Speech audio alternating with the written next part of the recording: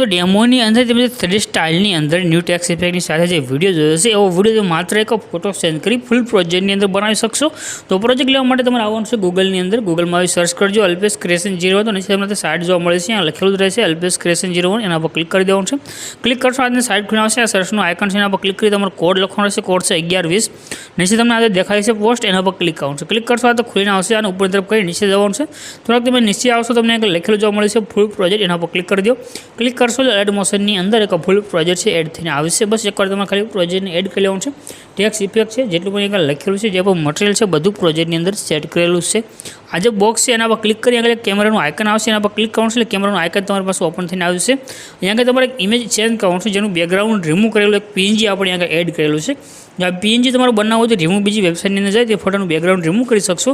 ત્યાર પછી જે ફોટો છે એના પર ક્લિક કરી કલરની ફિલ્મમાં તમારે જવાનું રહેશે. નીચે નંબર છે, નંબર પર ક્લિક કરી દેવાનું છે.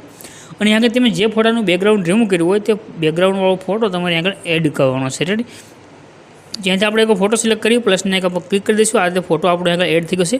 હવે ફોટાને તમારે આગળ સેટ કરવાનું રહેશે. જેથી ફોટાને ક્લિક કરી ઉપર નીચે કરી તમારે ફોટાને આગળ સેટ કરી દેવાનું છે. તો આપણે ફોટાને આગળ આ રીતે સેટ કરી દીધું છે. આટલો વિડીયો આપણો બની અને કમ્પ્લીટ થઈ જશે.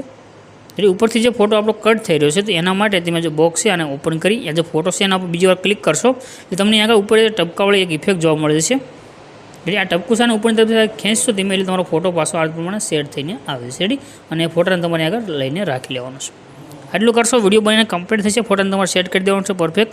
ઉપર જે શેરનું આઇકન છે એના પર ક્લિક કરી એક્સપોર્ટના બટન પર ક્લિક કરશો, વિડીયો તમારો સેવ થઈને આવે છે.